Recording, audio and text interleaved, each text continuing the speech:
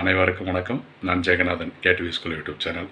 இந்த வீடியோவில் இந்த TNAU Tamil Nadu agricultural university main, அதாவது தமிழ்நாடு வேளாண்மை பல்கலைக்கழகம், அதில் இந்த அட்மிஷன் ப்ராசஸ்லாம் எப்படி போயிட்டுருக்கு, கட் ஆஃப் டீட்டெயில் எப்படி இருக்கும், அண்டு எவ்வளோ ரேங்கிங் பொசிஷனில் கவுன்சிலிங் கூப்பிட்றாங்க, கவுன்சிலிங் எப்படி இருக்கும், காலேஜஸ் டீட்டெயில் பற்றின என்ன, கோர்ஸ்லாம் எங்கே இருக்குது, வேலை வாய்ப்புலாம் எப்படி இருக்குது, அந்த மாதிரி இந்த டிஎன்ஏயுவில் நடக்கிற அத்தனை விஷயங்களும் வேளாண்மை கல்வி சம்மந்தப்பட்ட அனைத்து தகவலும் நம்ம வீடியோவில் வந்துட்டுருக்கு. இதுபோல் தொடர்ந்து வரோம். இதுக்கு முந்தின வீடியோவில் நிறையா கொடுத்துருக்குறேன். இந்த தகவலாம் தெரிஞ்சுக்கணுன்னா நீங்கள் சேனலை சப்ஸ்கிரைப் பண்ணிவிட்டு ஆல் நோட்டிஃபிகேஷனை ஆன் பண்ணி வைங்க. ஸோ இப்போ இந்த வீடியோவில் பார்க்க போகிற விஷயம், டிஎன்ஏயுவில் என்ன நடந்துகிட்ருக்கு, கவுன்சிலிங் பற்றின இன்ஃபர்மேஷன், காலேஜஸ் பற்றின இன்ஃபர்மேஷன், கோர்சஸ்ஸு, அங்கே உள்ள ஹேப்பனிங்ஸும், காலேஜை தவிர வேறு என்ன நடக்குது அப்படிங்கிற மொத்த விஷயங்கள் டிஎன்ஏயு அட்மிஷன் ப்ராசஸ் ஃபுல்லாகவே பார்த்துக்கிட்டு இருக்கலாம். தேங்க்யூ. அந்த டிஎன்ஏயு லேட்டஸ்ட் அப்டேட் அப்படின்னு பார்க்கும்பொழுது, இப்போ பேசிகிட்டு இருக்கிற விஷயம் அகாடமிக்கு எவ்வளோ வேக்கன்சி இருக்குது அப்படிங்கிறது தான். இந்த வேக்கன்சி பொறுத்த வரைக்கும் நீங்கள் 3 கேட்டகரிக்கும் பார்க்கலாம்.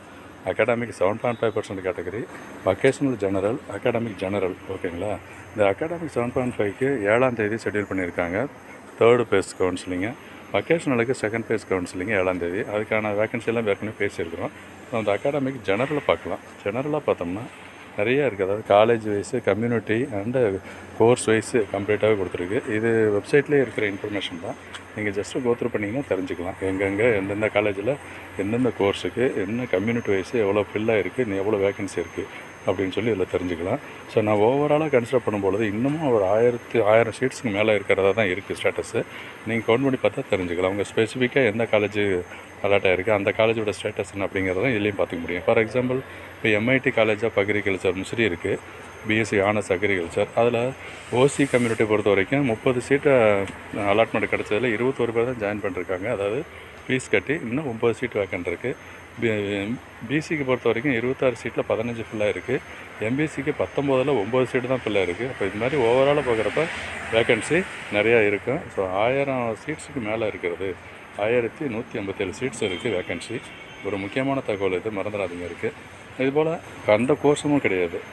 அக்ரிகல்ச்சர், அப்புறம் ஹார்டிகல்ச்சர் இருக்குது, அண்ட் செரிகல்ச்சர், ஃபாரஸ்ட்டு இருக்குது, அக்ரிகல்ச்சர் இன்ஜினியரிங், ஃபுட் டெக்னாலஜி, இந்த மாதிரி எல்லா கோர்ஸுக்கு மேலே கொடுத்துருக்காங்க வேக்கன்சி.